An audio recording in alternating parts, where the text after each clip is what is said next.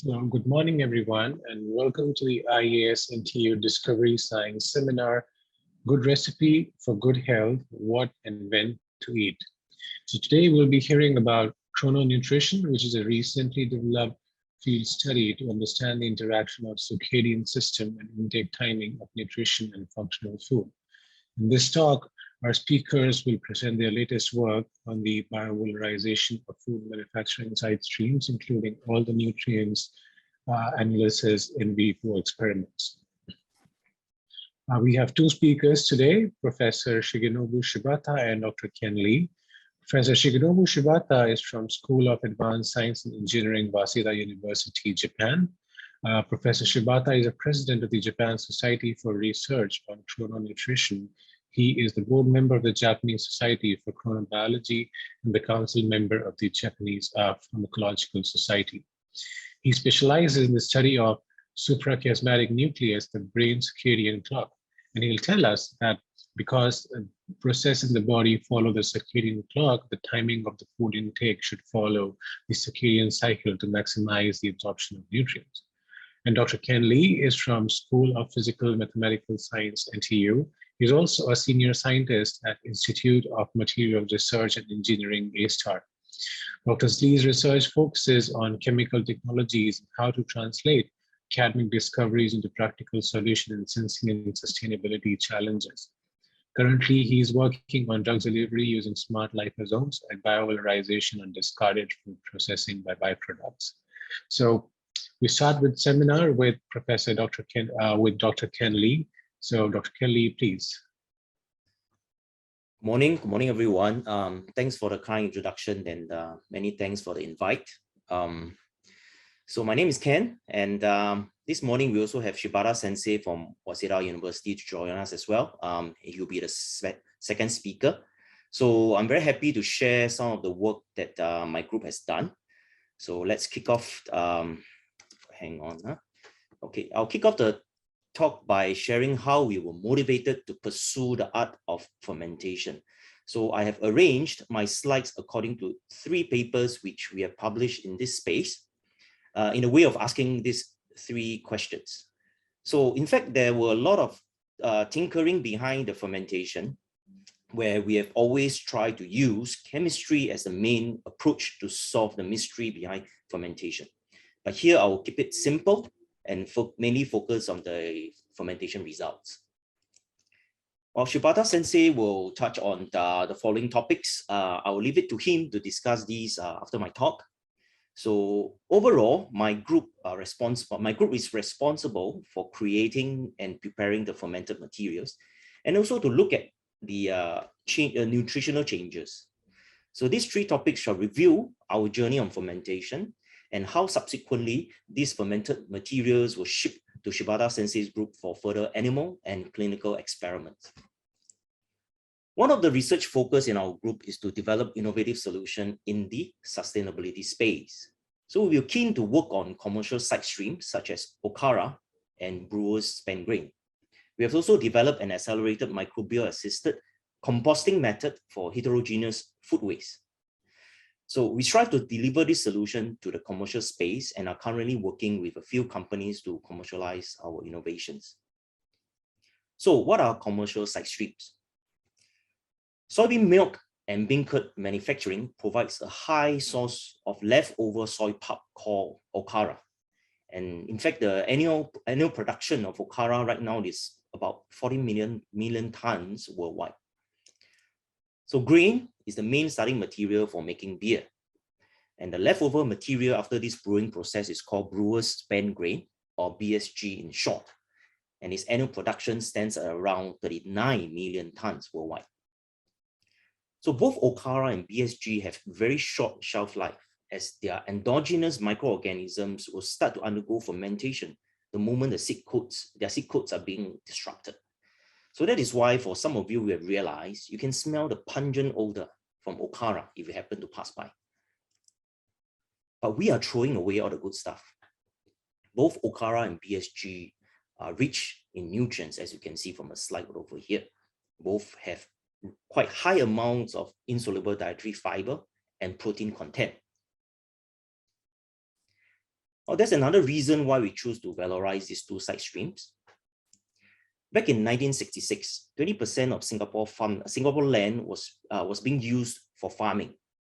So pre-COVID days in around 2019, the number dropped to 2%. This is of course due to farms making way for housing requirements. So the lack of farming activities also indirectly led to the oversupply of okara and BSG, since these materials can be used as animal feeds. This matter was made worse during COVID, where the supply to Malaysia was affected. So in fact, most okara and BSG ended up in landfills after incineration. So let me share with you our first topic. How did golden fungus or Jinghua from Chinese black tea ended up in okara? Golden fungus, or the scientific name Eurotium cristatum, or simply EC, is commonly found in Chinese black tea. This kind of Fuzuan tea can sell for more than $200 per tea brick compared to the one that doesn't have the Jinghua or EC. In fact, the last that I found out that black tea which is lack of this Jinghua, you can buy them for less than $50 Sing. So it's also known that the following health benefits are commonly associated with Fuzuan tea. While we know that the fermentation of okara is a well-established method found in many papers, so the question back then was, can we combine these two together? Back then, I was lucky to have this postdoc working for me. Dr. Chan loves to drink tea, though she was drinking wine in this picture. She actually tried to culture EC directly from Fuzuan black tea, scale it up, and use them to ferment okara. Then she used the headspace in gas chromatography to first characterize the odors produced before and after fermentation. So gas chromatography confirmed our sense of smell between the pungent okara over here and before fermentation and the sweet smelling fermented product. So for nutrients, we focus on three items: soluble dietary fiber, total phenolic content, which also show the extent of the antioxidant activity, and the protein content. So after fermentation with EC, the nutritional factors will bump up, right? Close to 2 times of soluble dietary fiber was produced. This is more than the benefits black beans can provide. The antioxidants level were close to superfoods like pomegranate and ginger. Right? The protein content is equivalent to high protein meat, such as the chicken breast meat. We are also pleased with the macronutrients and the free amino acid profiling outcome. Right? Okara was a commercial version that we have bought, and UFO stands for unfermented okara, and of course ECO is our fermented okara by Eurotium cristatum. I would like you to note those in red. The protein was increased, while the carbohydrate content did not change much.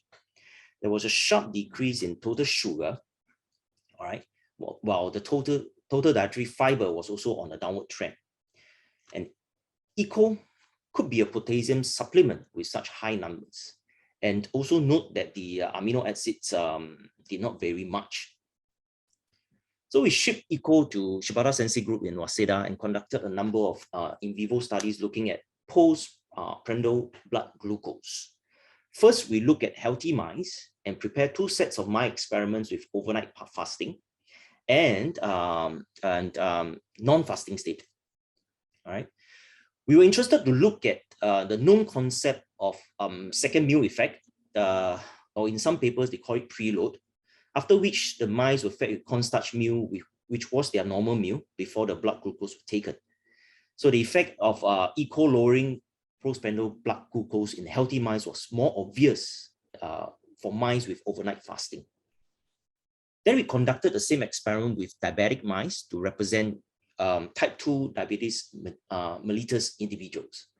Right? The ICR mice model represents healthy or normal individuals. The KK mice model represents type 2 diabetes individuals. So mice were fed with placebo or P, unfermented okara or O, and ECO, which stands for fermented okara, right? So it is clear that ECO performs better than the unfermented okara in lowering postprandial blood glucose in diabetic mice. Next, we look at the high-fat induced mice. The high-fat induced mice model represents high-fat diet-induced insulin resistance in diabetic mice. It is also clear that ECO performs better, all right, than unfermented okara in lowering postprandial blood glucose in high-fat mice. So then the question is, what is inside ECO which makes it able to lower the postprandial blood glucose through second meal effect, right? So we performed qualitative analysis of Ecovirus spectrometry and found out the following, all right? So notably, we found two compounds, fission and imodin in ECO, both known to have anti-hyperglycemic effects, which explains the results that we obtained with our mice experiment. Lastly, we've performed a detailed chromatographic analysis of ECO and confirmed the presence of imodin, fission, and a trace amount of chrysophenol. Next, I will share with you how two microorganisms help each other, all right, in the next topic. So solid-state fermentation is one method that can be used to modify nutritional profiles such that they can be used in various applications. And this involves a fermentation process where free water is absent.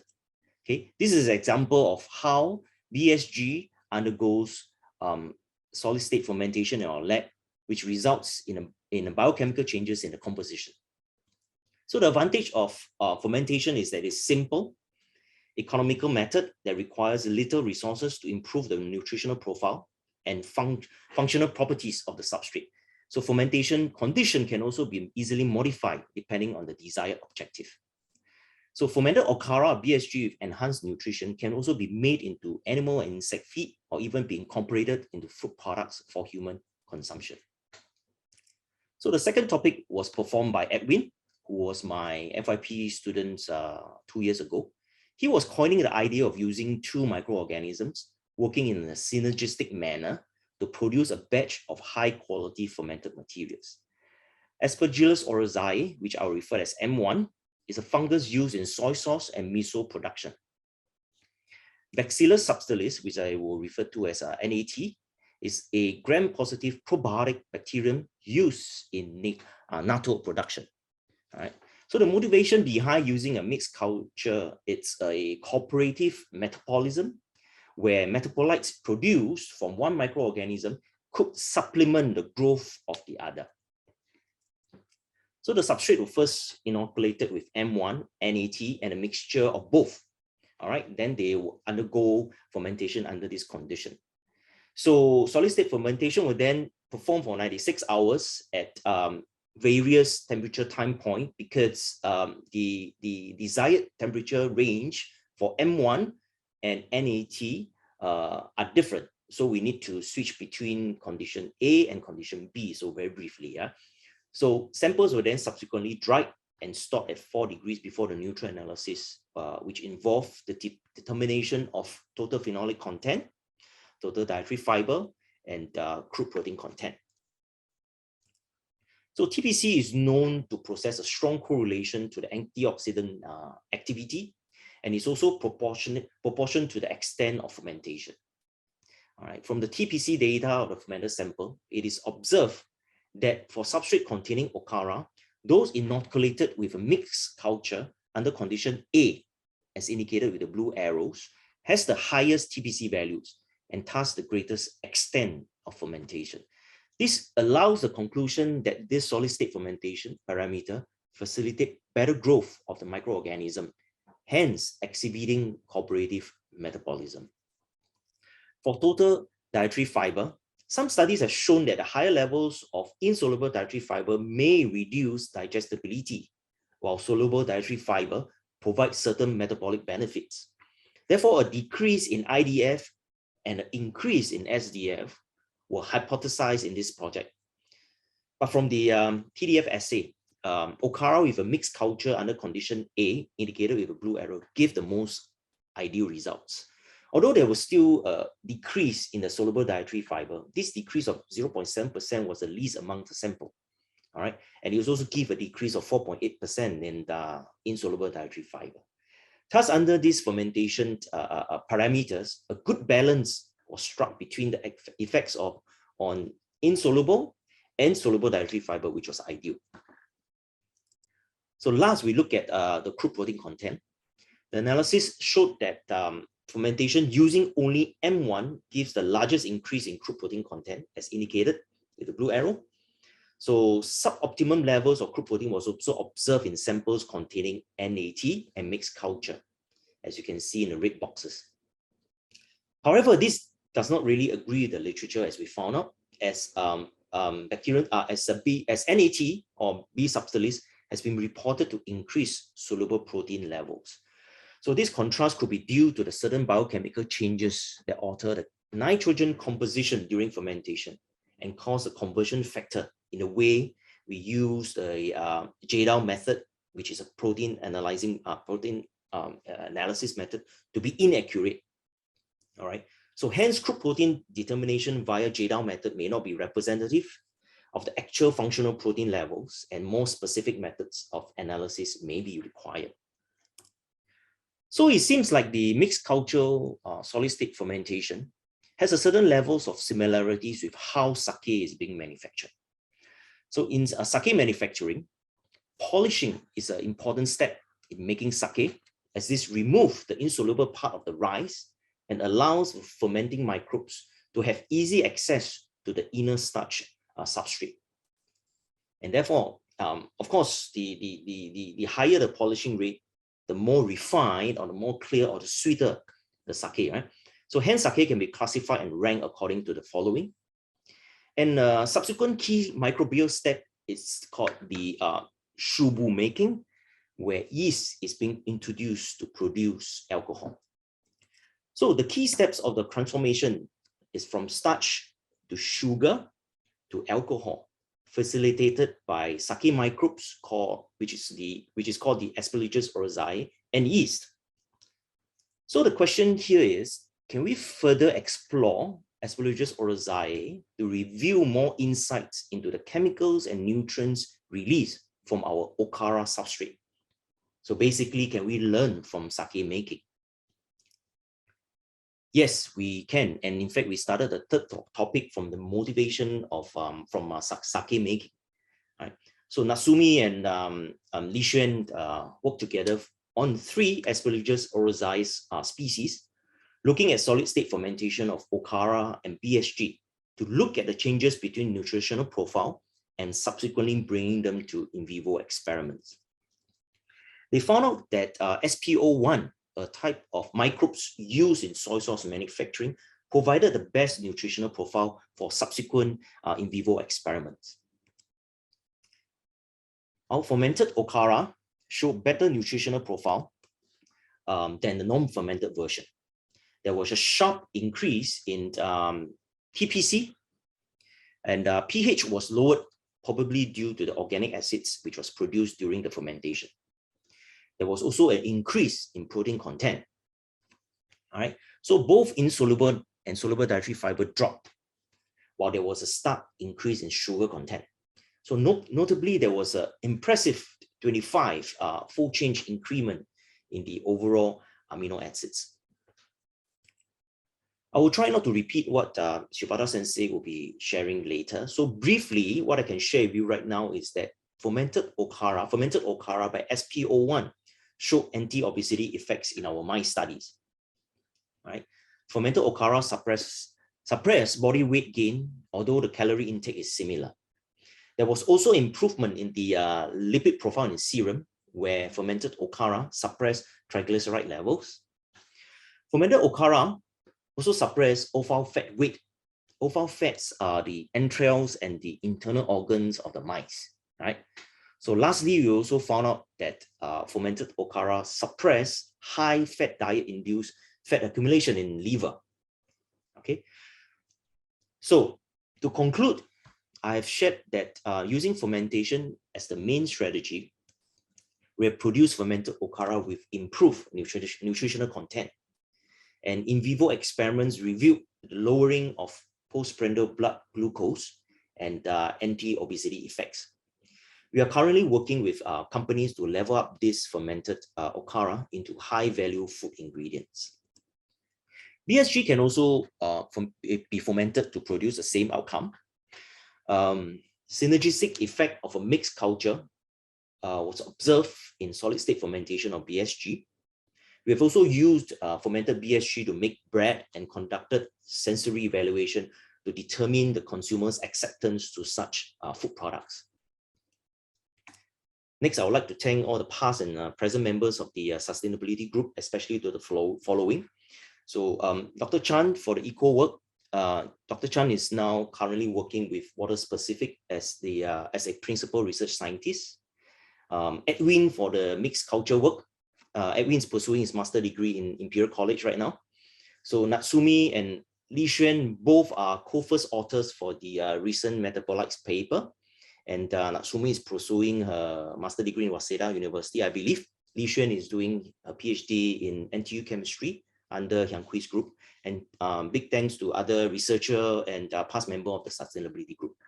All this work were funded by the NTU, my NTU startup grant.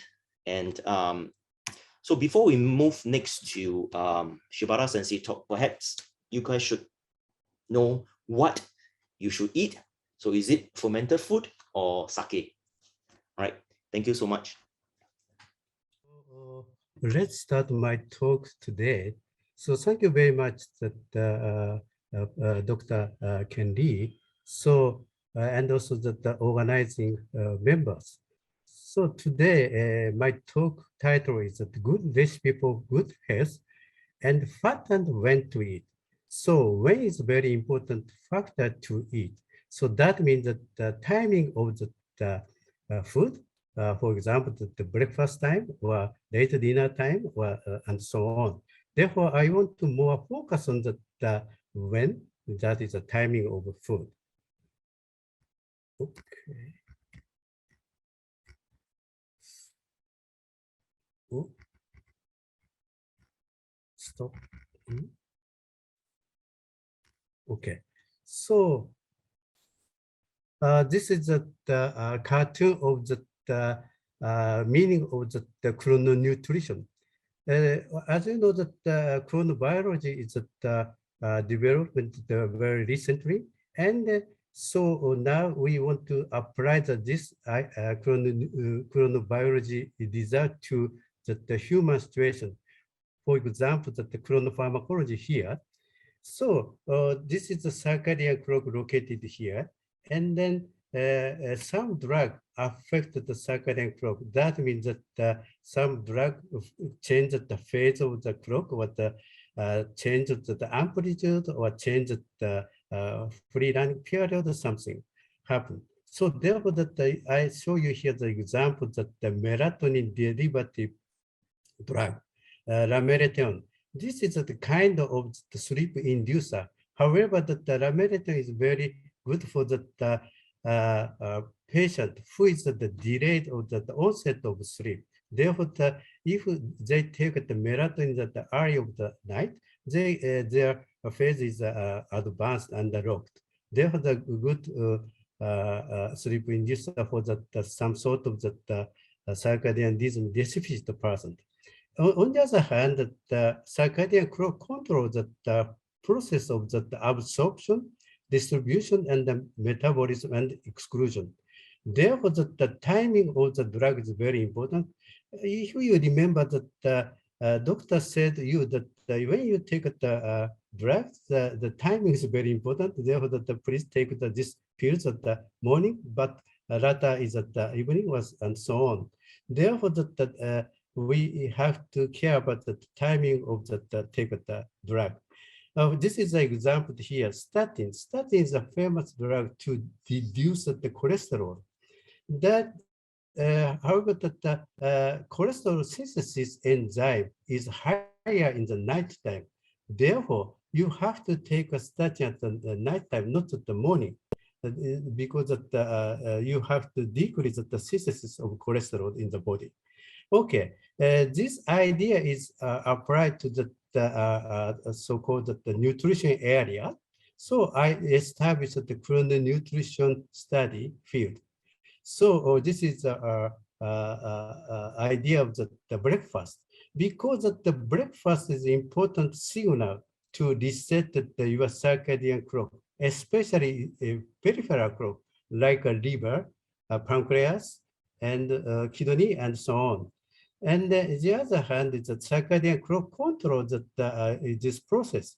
Therefore, if you want to take some functional materials like a DHA, EPA, what time is best for making it a good result? Morning taking or the evening taking, which is better. So we have to check the timing of such food, or functional food and nutrition. Okay, so I want to tell you the more detail about these two processes, this part and other part, and also that we are more interested in that exercise also. Exercise also that can reset the circadian clock, and also that the timing of the exercise is very important. For example, that so if you want to reduce your body weight, you'd better to walking at the morning or the afternoon or evening, or that if you want to make a more a good performance of some sports, so which time is more better to get such good data, a good result. So, however, I have no time to explain this part. Therefore, the more focus on the chrono nutrition. Okay. So, how we check the phase of the peripheral clock?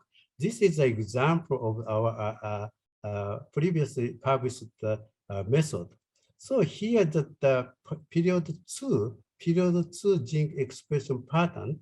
So therefore that you can see here that the kidney more active around here is at the night time, because this is at the nocturnal mice, therefore the more active at the night time, then decrease the activity.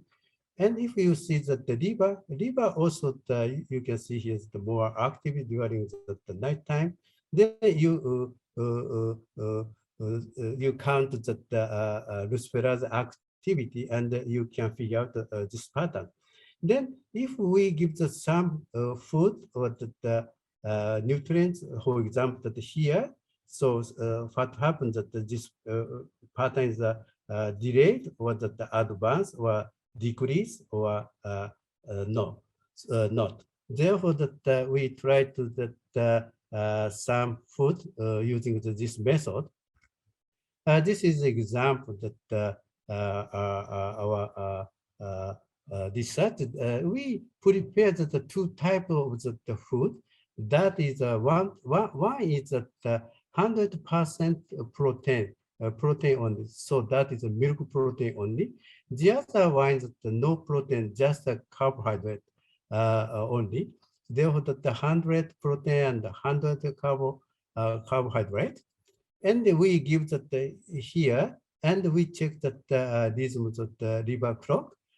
This is a control, but you can see here that the more phase, peak phase is advanced, because we give that here that this food.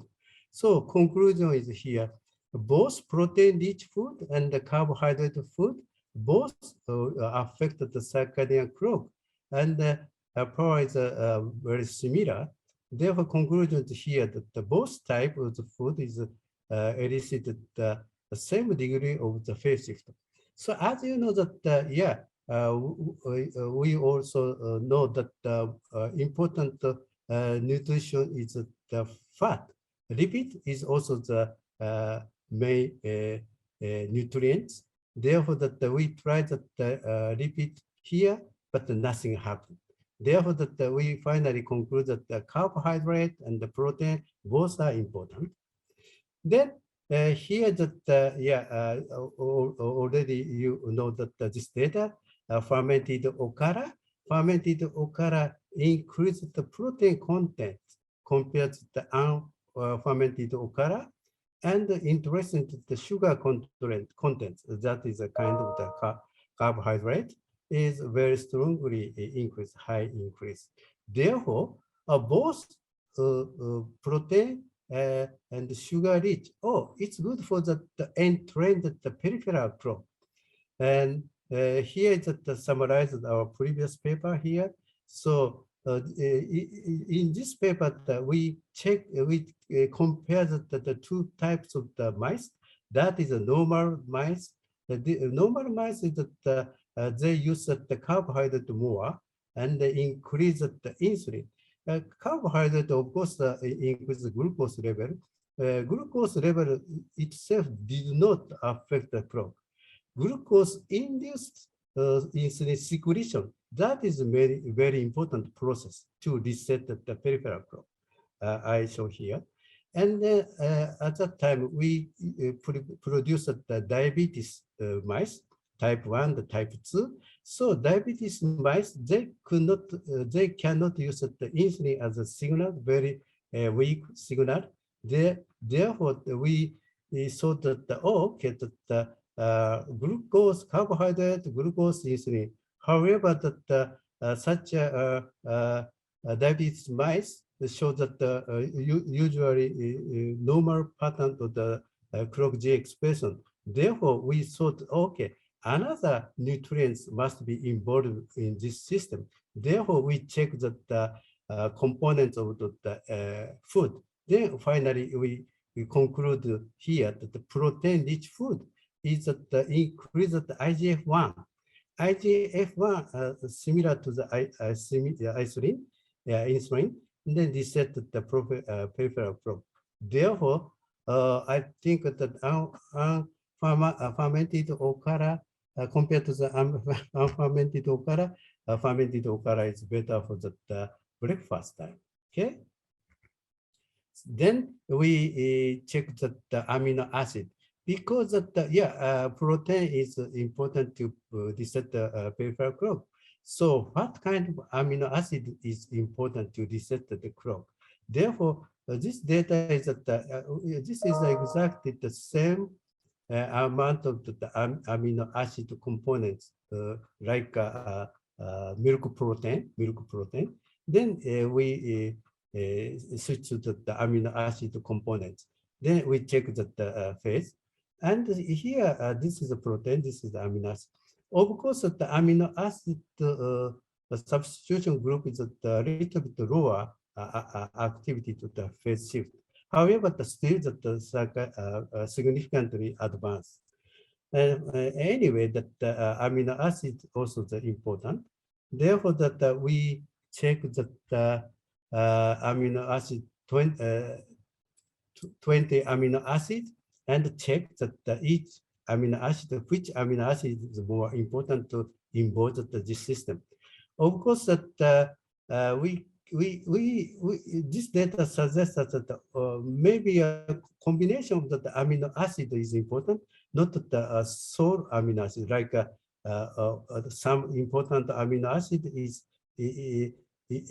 some important one amino acid is involved or not. No, maybe a combination must be better to entrench the peripheral clock.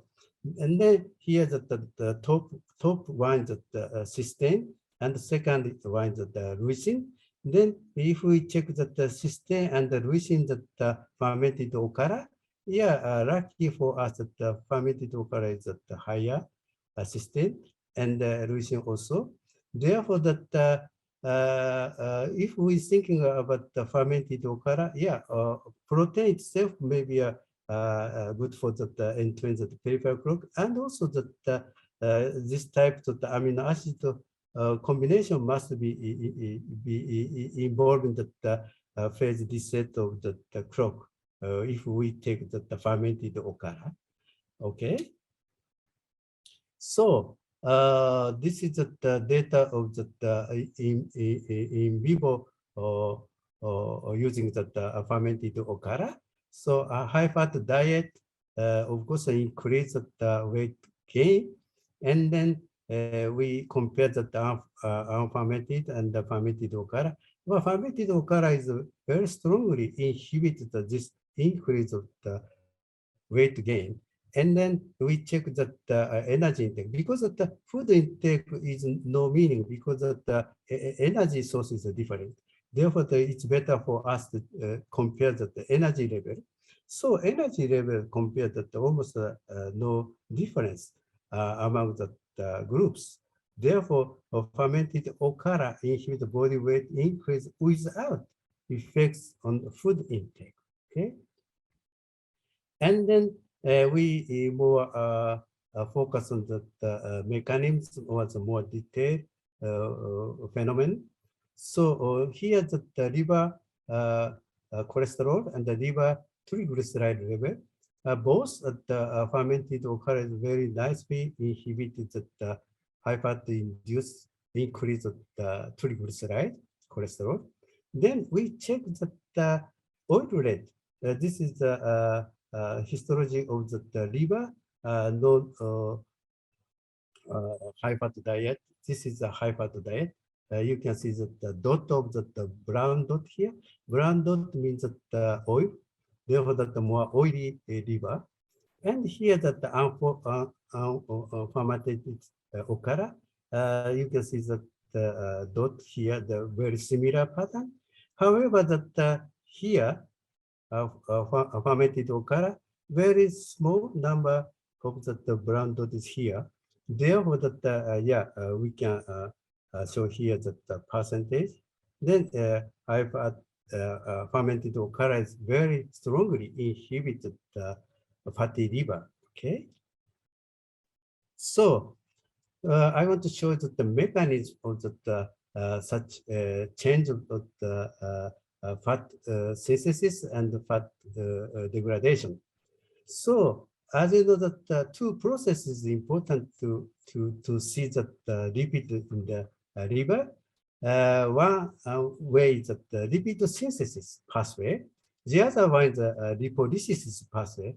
Therefore, we hopefully to reduce the synthesis, or okay, maybe reduce the lipid, and also the increase of the lipolysis, or increase the lipolysis, maybe decrease the content of the lipid in the liver. So data is suggests that yes, that's true, because of the decrease of the synthesis process related genes expression here. This is no significance, but here too. And then the lipolysis, you can see here the increase. Therefore, that this pathway is involved in this system. And if we see that the pattern of the gene expression, circadian pattern, this is the lipolysis related to genes, PPA alpha, very nicely increase at the daytime, and the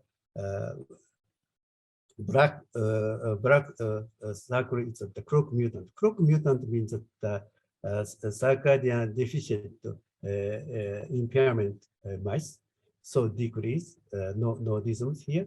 And then if we see that FASN person and ACC both lipid synthesis genes, related genes. These genes also show that the very clear circadian pattern. Therefore, in future, timing effect of the fermented okara intake on body weight and fatty liver, that must be important, because that in previous data we give that okara, fermented okara, free feeding condition. That means that anytime they can eat such a food. But if we give that more some more timing window, I hope that maybe some timing window is more better to deduce such obesity process. Okay. So I want to move to the second topic here.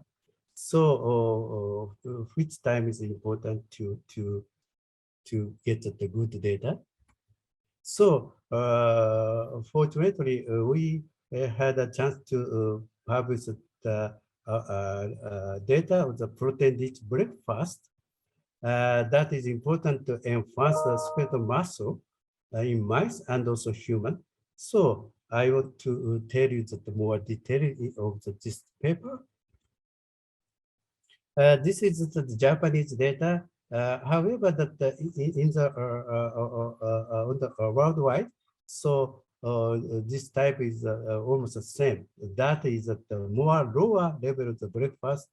This is the protein breakfast, and the lunch is the next, and the dinner is a more sometimes the double of the breakfast. And then this is a female, this is a male, and especially that the elderly person more care about the low level of the protein intake all day, and of course at the breakfast also. Then this is the data from the United States experiment. So this also is interesting that the pattern of the protein intake difference affected the protein synthesis or not. So this is equal in intake. Totally 90 gram is a little bit higher, but this is United States data. There, the total volume is higher. Anyways, the breakfast, lunch, dinner is equal intake, and this is a skew intake. Skew intake very small. Very small in the breakfast and lunch, and very high level of the dinner. Yeah, some persons that taking a right pattern.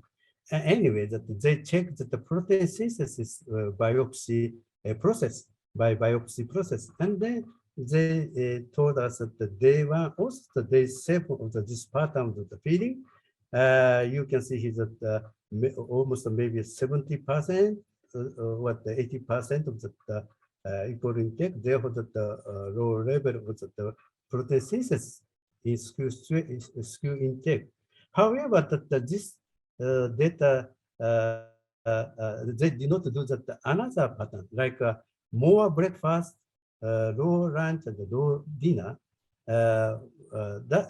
If we see such data, we don't do the next experiment. But they don't do such a much more breakfast breakfast protein process.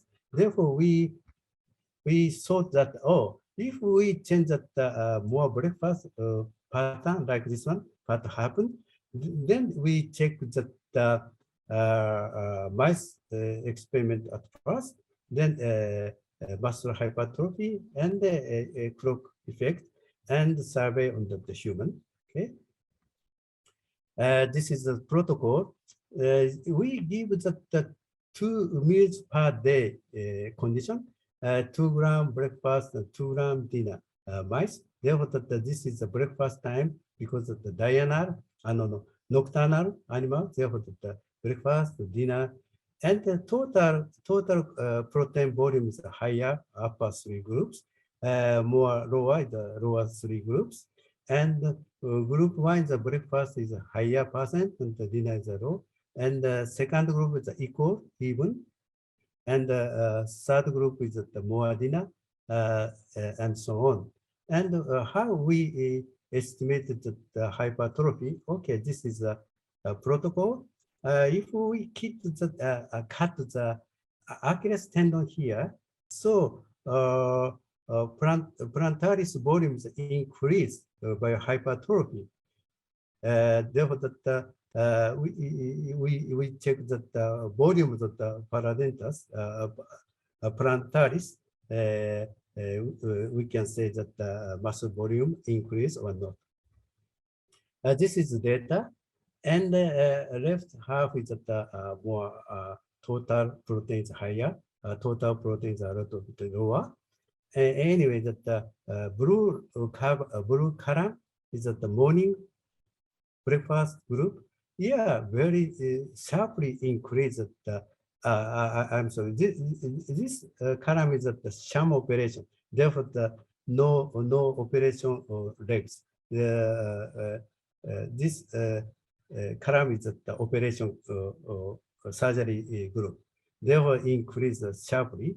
And then you can see here that this this data suggests that the breakfast is more and more better than the equal pattern. Of course, better than the dinner pattern. And here is a hypertrophy ratio. Hypertrophy ratio is the operated legs slashed by sham operation. Therefore, that increase in the more hypertrophy. And then therefore, the conclusion here is that protein intake at the breakfast potentiated to compensatory muscle hypertrophy. So in this experiment, we are worrying about the activity pattern, because that if we give that much protein at the breakfast time, mice becomes more active compared to the dinner protein group. Oh, such a activity increase must be important. So no. We want to say that muscle circadian clock gene is circadian clock operation. The muscle is important, not the behavior. Therefore, we have to show that no effect on the behavior.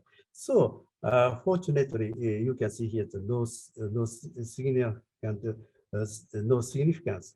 Breakfast equal dinner, locomotor activity, and the pattern also here. Therefore, conclusion here that breakfast protein is important for the muscle volume increase, but the activity itself not involved with this increase. Okay, so before I said the amino acid, here I prepared the BCAA. BCAA is so-called the branched chain amino acid. This is, for example, 35% of essential amino acid in muscle protein. Therefore, the muscle protein that the BCAA is very important role for the keep the muscle. Therefore, that we apply the BCAA and other amino acid, not BCAA. For example, glutamate or something. No BCAA, and we check that the muscle volume. Here, BCAA, high BCAA breakfast, high BCAA dinner time. Yeah, you can see here that nice in the high BCAA at the breakfast time. And other amino acid, no difference between the two groups. Therefore, the no difference the ratio. Then we can conclude here that, okay, BCAA are important for the making the hypertrophy. Okay, so next I want to say that the circadian clock is involved in this system. Of course, we take the protein-rich food at the breakfast time, but the breakfast time, such a timing is important. Timing means that the circadian clock is important or not. Therefore, we prepare the circadian clock impaired mice. Okay. So here, BMR1 is the kind of the clock genes, the famous clock gene, one of the famous clock genes, and knockout. However, this knockout is a skeletal muscle specific, not others. Therefore, this we create a ROX system mice, and then this is a normal mice. Yeah, you can see here that the nice circadian pattern of the activity, because this is a wild type, FLOX. And yeah, this is a total BMR1 knockout mice. Total means that the suprachiasmatic nucleus, any area, BMR1 is disturbed. In this situation, of course, the behavior is rhythmic. However, muscle-specific knockout, muscle-specific, that means that no effect on the behavior. Oh, yes, very similar to the wild type in the muscle-specific knockout mice. So we use this mice. Then this is the data. And here, this is the wild type BMR1 FLOX. This is muscle knockout mice. Yeah, wild type, you can see here that the nice breakfast time, but the knockout, very similar pattern to breakfast, dinner, then no difference. Therefore, the hypertrophy ratio, no difference. This is the wild type. Yeah, you can see here. And again, the active pattern is the same, that knockout mice and also wild type. Therefore, that muscle circadian clock gene is very important to show that this effect. Okay, this is a short summary. And then protein-rich breakfast is more hypertrophy. However, the knockout mice equal and lower. Okay. So I want to check the pharmacokinetics process. So we check the blood and the muscle and the amino acid level. So amino acid level is at the blue lines at the breakfast time, the dinner lines at the red lines at the dinner time. Of course, the phase is different because of breakfast and dinner, but shape of the curve is very similar. Blood and also that muscle. For example, this is one example that we check the all 20 amino acid pattern. And then finally, we can say here that no pharmacokinetics difference between the breakfast intake and the dinner intake. Okay. So we want to see that more detailed mechanism, what happens at such differences. So we check that the gene expression and Western blot analysis. For one example, that IGF-1. IGF-1 is in a higher level in the breakfast compared to the dinner time. And muscle differentiations, MIF5 and the MUZ is the important genes to produce the muscle differentiation. Again, that you can see here that more high level in that breakfast time group. Therefore, protein-rich breakfast is a tendency to increase the gene expression, and also that Western blot also is a similar data. And today I have not enough time. Therefore, I want to introduce you the autophagy data. However, the autophagy also that another possible mechanism. That means that if we take the rich protein breakfast, more easy to produce the autophagy at the night time. Nighttime, not the daytime. Then increase the synthesis at the morning time. Therefore, that the autophagy cycle is also involved. Anyway, these mechanisms are involved in this process. Then I want to show that another important data. This data is that if we give the feeding at the active phase, that is in phase, so-called in phase feeding. For example, human, so you take the food at the breakfast to dinner and at the daytime. This is another not in out of phase. Out of phase means that the active pattern is here, but the feeding is here. Therefore, they want to mice want to want to be sleep, but they have to eat here. This is just the opposite. This is the in phase, out phase. Then we check that hypertrophy. Here that I showed that another model of the hypertrophy. This is the gibbs here, one leg, and the another leg is the more active because of this they cannot use this leg, therefore use this another leg. Then we check that normal leg and the gibbs leg. And then what we check that the purity level the synthesis peptide or protein. So which we check the puromycin, then we can check the amount of the protein and here. So I'm sorry, maybe not the protein, maybe more polypeptide peptide.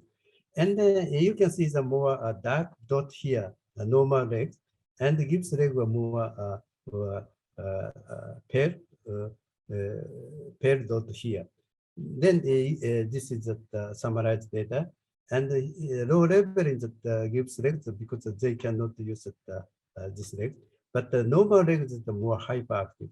Then if we compare the active phase food here or the inactive phase here, then you can see the very good protein synthesis in the in phase, not the out of phase. Therefore, the in phase of the food intake is very important. Okay, so I want to move to the human experiment here. Okay, so we divided the two groups. These are elderly people, and breakfast more protein take the breakfast group.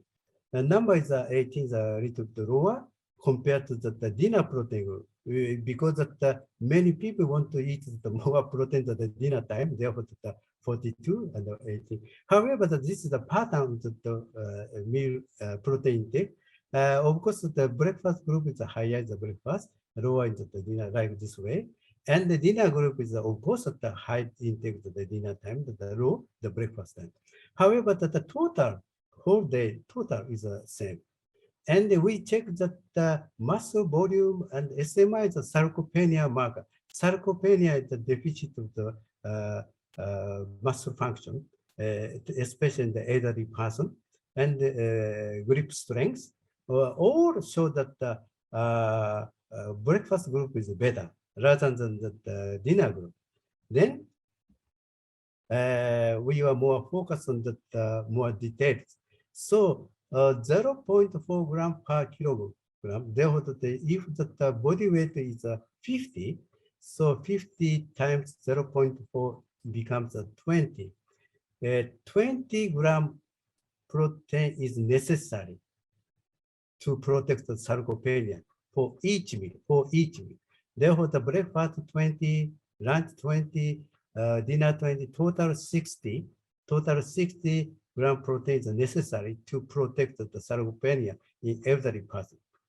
On the other hand, the young person is more lower or level is okay, because of the absorption process and the degradation process, the synthesis process, all processes are down in the elderly person. Therefore, requires more protein intake. Okay. So this is the 0 meal to 3 meal. That means that okay, I said the criteria of the 0.4 gram per kilogram. Therefore, the 3 meal means that okay, breakfast, lunch, dinner, all meals they take the more than the 0.4 kilogram per kilogram.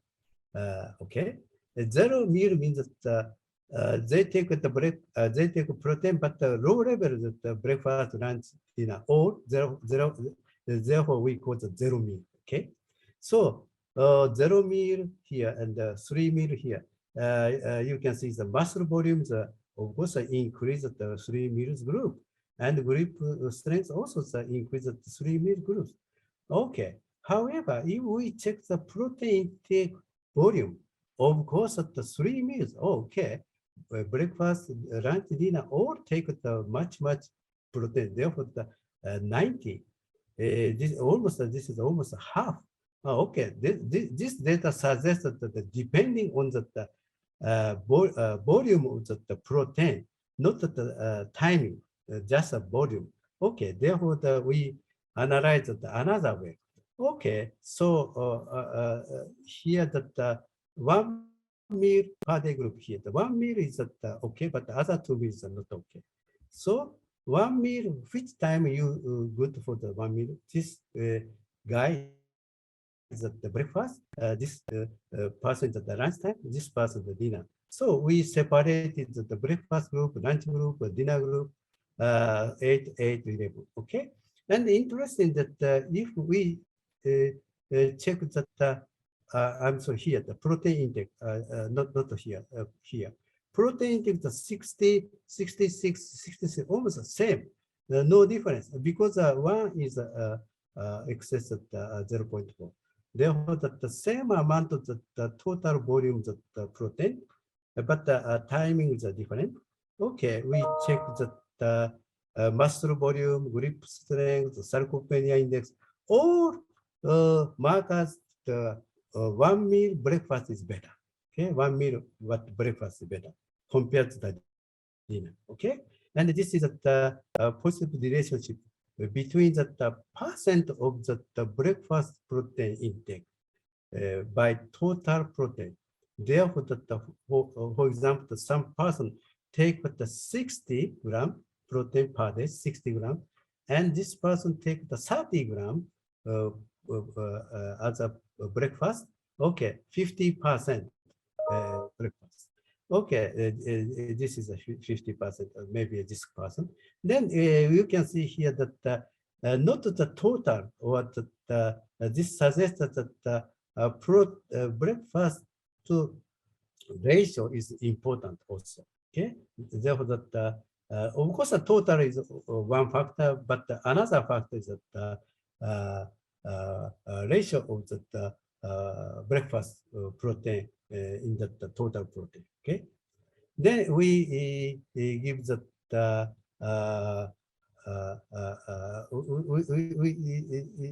we give the protein that intervention experiment at the breakfast time or dinner time. So we asked the participant and check that the pattern of the protein take the lower breakfast, lunch, dinner is more. Then okay, you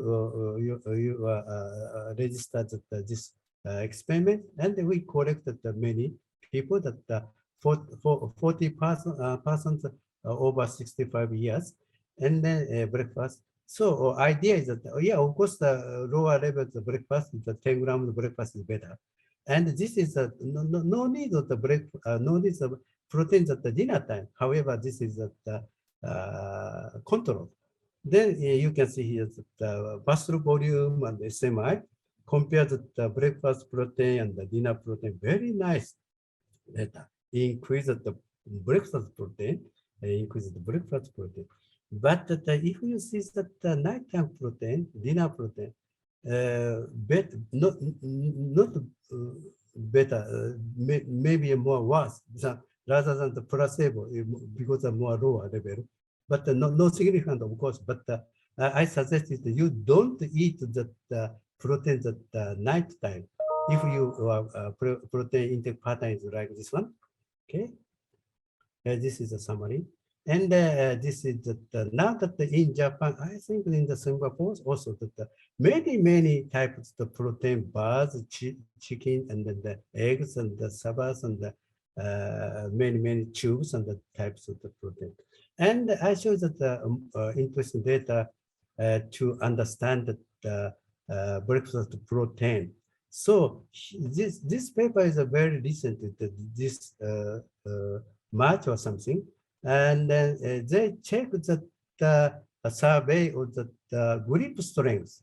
This is the elderly person. Therefore, that this is the survey each year, third, fourth, fifth, sixth, seventh. They check that every year that the grip strength. Of course, that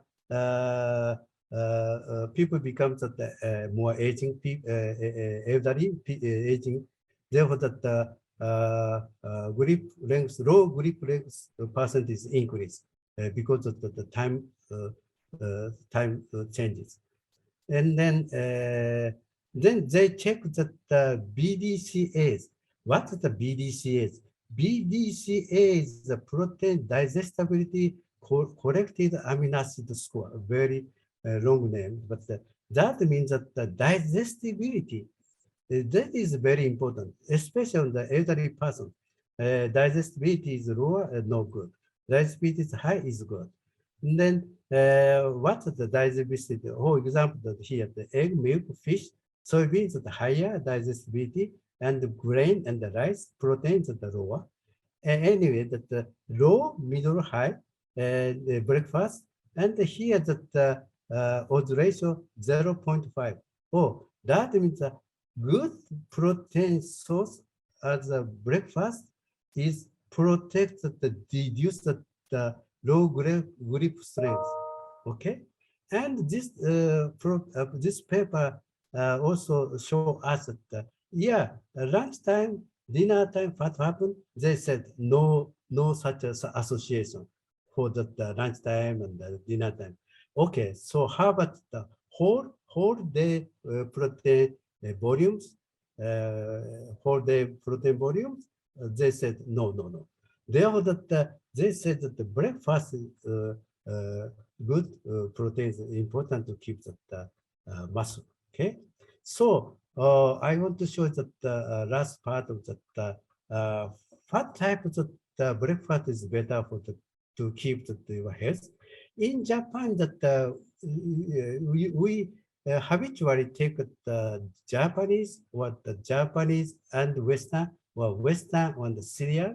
So, for example, in case of me, I take the Japanese Western alternately. Therefore, I belong to this group. Anyway, the Japanese style breakfast is more so like early wake up. Minus means early wake up. That is that the early wake up and early sleep. That means that the morningless person. Therefore, the Japanese food is related to the morning person. The Japanese food means breakfast. Breakfast Japanese is related to the morning person rather than the evening person. Okay, and we check that each of the nutrients, the Japanese Western cereal, and interesting that the Japanese food you have a many chance to take the protein as a breakfast, a very strong association, and also the vitamin K. Vitamin K is that very plenty in the natto. Natto contains the high levels of the vitamin K. And then I thought that the protein, the vitamin K may be an important factor to reset to the clock as at breakfast. Then we check that inject the vitamin K into the mice experiment. Yeah, you can see that the pathogen expression if you give the vitamin K. Therefore, we think that these are important. So I said before that the fermented okara better than the unfermented okara. Oh, okay, okara is better for the breakfast time. And I don't know that the fermented okara fat amount of the content of the vitamin K. I don't know, and also that maybe no one knows that the vitamin K content in the fermented okara. Okay. And if we check the protein source of the meat, fish, egg, beans, dietary, and you can see the Japanese more take the fish and the egg and the beans and the beans, especially if we check that multiple analysis that the more strong association with the soybeans of the Japanese. Therefore, the Japanese breakfast is more important source of the soybeans. Okay. So therefore, the please take Japanese style breakfast to muscle health maybe. So this is the final data of my ongoing project. So now that the government is operated grant that the creation of the personalized health management system for the point of view of the Chrono Nutrition. Then the Chrono Nutrition is now the hot area of the nutrition area. But the very important issue is the assessment, especially the daily assessment, how we assessment what you take what kind of the food at the breakfast. So now that the many types of now that the application system, if you take the picture of the food, you can that picture automatically convert in each nutrient, and you can take that. Okay, I take the vitamin K, vitamin C, protein, the breakfast, and the dinner, and the lunch, and so on. That process is very important. Okay. So I want to close my talk today here. Here is some questions already. So Dr. Ken? Yes, yes. Yeah. So I want to comment that some. I want to say that some comments that already I got the question that I plotted here. Then I show this this slide and that later what that means that I sent you that this data or Okay. yeah, we have 20 minutes or something. Yeah. Thank you, Shibata Sensei. Thank you. So that means that I close here or that I point out something, said something that.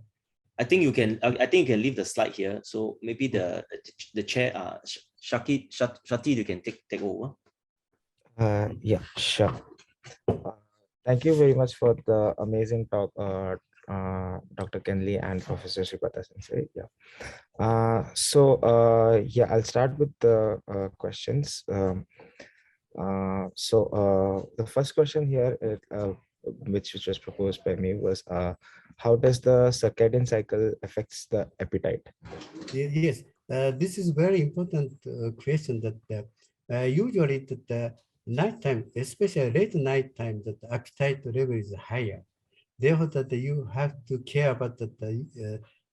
If you take the more energy-rich food like lipid plenty food or something, because the dopamine system in the brain is higher in this time. Therefore, that you have to more care about that. Don't take the much more such a energy-rich food.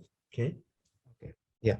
The next question. I show here that your questions here. Yeah.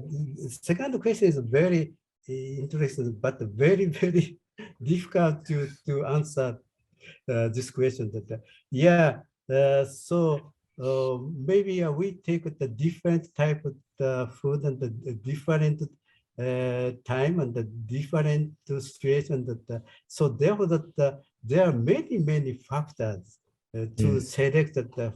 So for you that now that becomes the lunchtime. So today I want to take the ramen, or I want to take the rice food. Yeah. Or okay, I want to take the rice because that I want to take with friends or without friends. Yeah, it's dependent on the situation. Therefore, very difficulty. Therefore, that I want to we want to know that the assessment of the each meal. Therefore, that if we check that the pattern of the eating, okay, you are more like morning pattern type of the food intake, but you are more like evening pattern food intake or not. Therefore, that at first we have to check that more detailed by a good assessment device. Okay. It's a very nice question, but very hard to answer this question. Okay. Yeah. Coming to the third question, so I think third and fourth are very similar and related to each other. How do we train our eating schedule? And so like we likely did not evolve with 2 to 3 day meals per day, right? So, but we are accustomed to have a very regular eating schedule. Regular feeding habitat is very important because we recently published that people who is the more regularity of the feeding. That means that, for example, breakfast time 7, 8, 6 is irregular. But the regular person that every day that almost 8 o'clock. Then we compare that many factors. For example, the brain function, also that body weight, and also that some diseases and so on. The conclusion here that the regularity of the feeding time is very important. Therefore, that you'd better to fix the eating time. Okay. And because that if we fix the feeding time, that our body is anticipation. So because that if you take the every day, for example, the lunch service usually every day that the fixed time. Therefore, your the stomach becomes calling you that, oh, please take the food or something. Then that is an anticipatory behavior.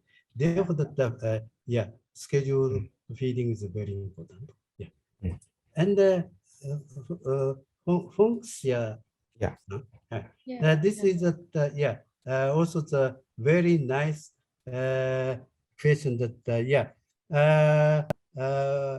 today I don't say about the snack timing or the snack itself, but sometimes the snack is better for to keep that your blood glucose level, because if you have the more starving time, for example, the lunch time and the late dinner time, so your glucose level is very, very sharply increased and sharply decreased. Therefore, the so-called glucose sudden glucose up, sudden glucose down. That is very bad for your blood vessel or your circulation system. Therefore, we suggest you to take some like a chocolate and the snacks at the snacking time. And I said that more fiber-rich snack is better, or more protein-rich food. Chocolate is cacao fiber is important, therefore the very good. And also fermented okara must be better. Yeah, we have to check that. Yeah, Okay. thank you. Okay, and the second question that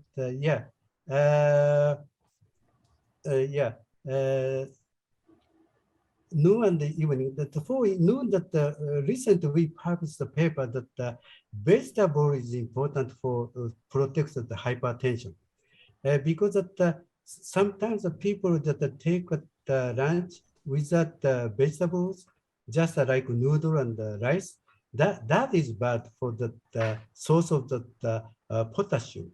Potassium is very important to the exclusion of the sodium from the kidney. Therefore, that you'd better to take the potassium. But if we check that breakfast, lunch, and dinner, so dinner time you take the potassium much more compared to the lunch time. Therefore, we suggest that more vegetable or seaweed or something, source or fruits also the source of the potassium.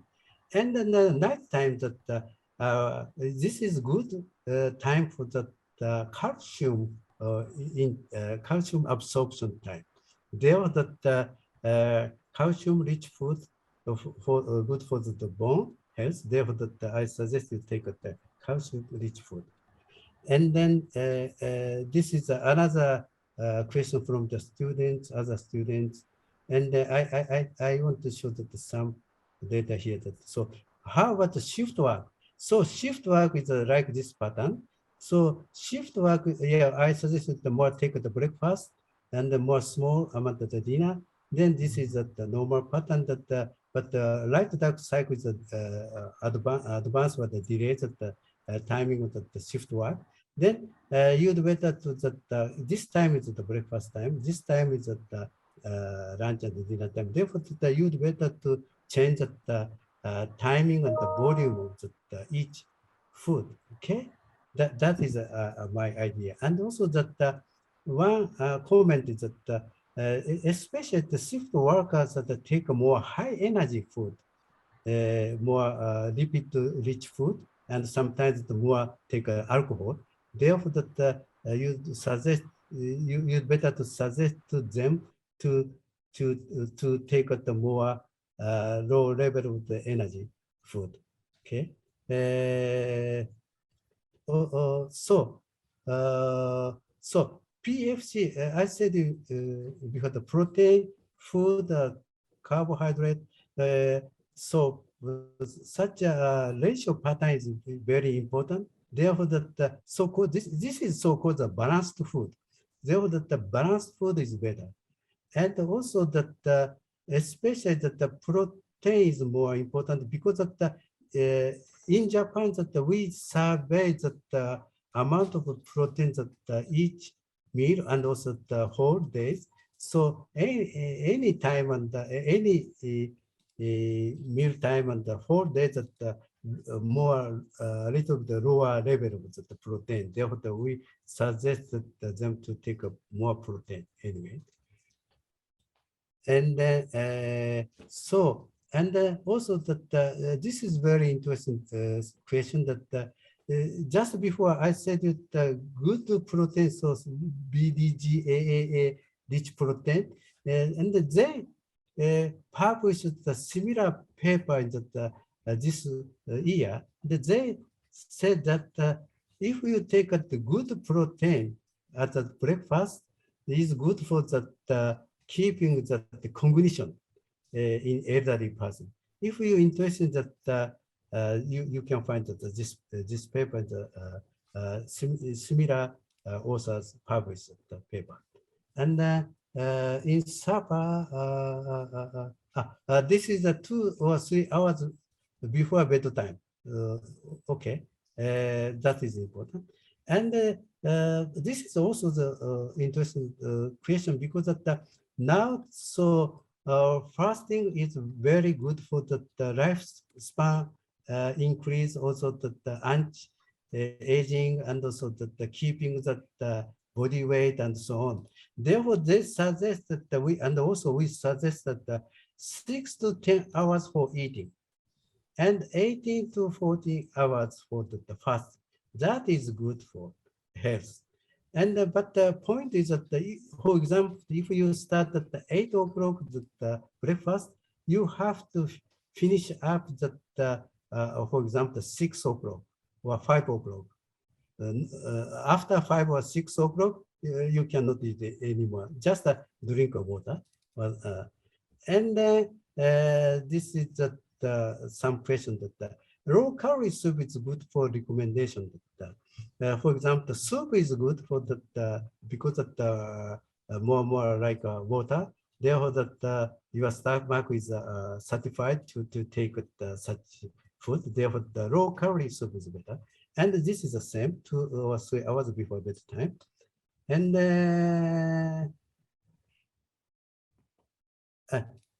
here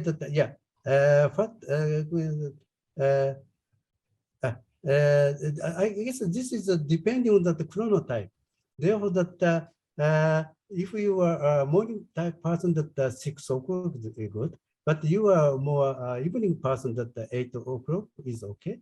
That is depending on the chronotype. Therefore, that we can conclude here that within the 2 hours after wake up, best is 1 hour after wake up, but at least within 2 hours after wake up, you'd better to take a breakfast.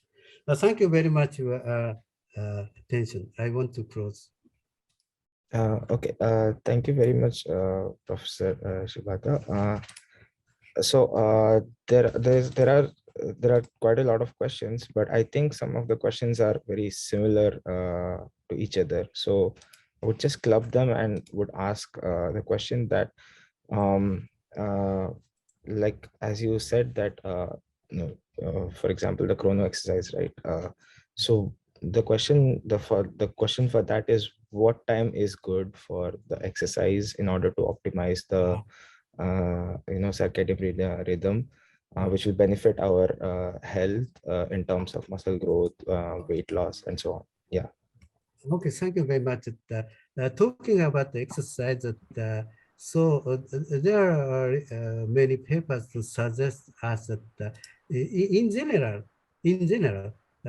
late afternoon is the best time for the exercise, for the body weight decrease, and for also that hypertension decrease. Therefore, that because that late afternoon, that body temperature is more higher compared to the other time point. Therefore, such a body temperature increase time is better or best for such exercise. But in another point that the morning exercise and the early afternoon exercise good for the entrainment of the rhythms. Therefore, that if you have a habitual training that morning walking and exercise, that is good for the morningness. That is entrain the rhythms, and therefore that entrainment of rhythms that you'd better to the morning exercise, and you want to become the more slim, want the more decrease body weight, you have to exercise again the late afternoon 2 times a day. That is the best way. Yeah. Okay. Okay. Thank you. There's one more question. There was one more question in the registration form from a student. So how does Chrono Nutrition health benefits or promotes compared to the basic ideas of dieting and standard advices of eating healthily? Oh, pardon me that yeah. Yeah. Okay. How does Chrono Nutrition health benefits or promotes compared to the basic ideas of dieting and standard advices of eating healthily? So therefore that Chrono Nutrition that very some so-called very complex studying area. For example, that if there's that milk here, milk is that rich in that protein. Therefore, that you'd better to take a milk at the breakfast time. Yeah, good for the your muscle. On the other hand, that the milk is good for the source of the calcium, the source of the calcium, because the calcium, the milk is very good for the absorption process. Therefore, that you'd better to the calcium, I'm sorry, milk, and then the night time is better for your bone health. However, that milk has usually the high content of the milk fat.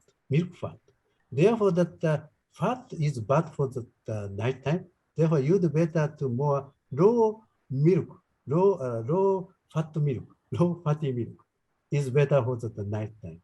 Therefore, that so I think I can say here that it's dependent on the person.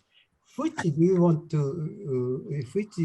which part do you want to become healthy? Body weight or muscle or bone or body pressure or the brain? Or it's depend on the what you want to do. So I think that the near future we can say more detail about each time point and each so person to person and individually by assessment of the good devices.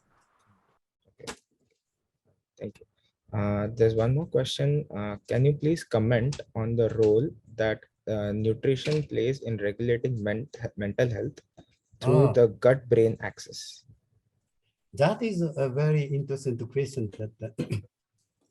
So this time I don't have enough time. Therefore, that I don't point out that the microbiota, but the microbiota shows that the circadian rhythms, so the content is different in the daytime and the nighttime. Therefore, that if the circadian clock is impaired, that diversity of the micronutrients that becomes the deficit of the rhythms. In that situation, that of course that brain functions becomes bad because that some sort of the impairment the microbiota directly affected, not directly, maybe secondary affected the brain function. Therefore, that yeah, we are now thinking about that. For example, that fiber-rich food in the breakfast time or dinner time, which is better for the health of the brain. So we are check that. For example, anti-depressive behavior in mice, anti-depressive behavior in mice. So breakfast time, fiber-rich food is better. Yeah. Maybe that is go through the microbiota and vagus fiber from the guide to the brain. That wax fiber must be important to keep such a good health of the brain. Yeah. This is a very newly developed area. Therefore, that I guess maybe there becomes more data in future. I can also comment that I think 1-2 months ago, there was a paper published in Science that researchers that discovered the direct gut-brain communication pathway responsible for regulating appetite and body temperature. So perhaps I think Leonard Tan, right? If you are interested, I think you can actually look up for this paper as well. Yeah, exactly. Thank you. Thank you. Yeah. The next question is with intermittent fasting. Just wondering if there is any impact of circadian cycle on fasting outcomes. Yeah. So, for example, there's data. If you use, for example, 12 hours fasting, So, if you take the breakfast at 8 o'clock morning, then you end up at the nighttime 8 o'clock. So that means that 12 hours fasting and 12 hours eating. However, some people start at noon, just 12 o'clock start, lunchtime start, then take the food and finish up at the midnight. So that is also the 12 hours fasting and the 12 hours eating. But they check the body weight and the insulin resistance and so on. Then, so later case is very bad because no effect of the fasting. Therefore, that means that the fasting period should be applied at the night time, not the daytime. Daytime, we need the energy. Therefore, the daytime you have to take something. Then you fasting from the early night to next morning. That is a good schedule for the fasting. Thank you. The next question is, may I ask if it would be recommended to eat much more like buffet for breakfast and eat less at lunch or dinner, like highly skewed protein intake? Yeah, that is a good idea. Therefore, that we suggest that more take the breakfast lunch time, then more small the lunch time or the dinner, especially the dinner time. And then we also some survey experiment that if you reduce the carbohydrate volume by half, you take, for example, you take the 2 cups of the rice, yeah, please take the 1 cup. Or you take the 2 pieces of the breakfast, yeah, please take the 1 piece. The only half cup. That is very nice to reduce the body weight. Therefore, especially nighttime, dinner time, you'd better to make a more small volume of the food. Is better for the keep your health. Okay. Thank you. There's one attendee who has raised his or her hand. Name is Siok Kihu, so I'm allowing to talk. Maybe you can ask your question.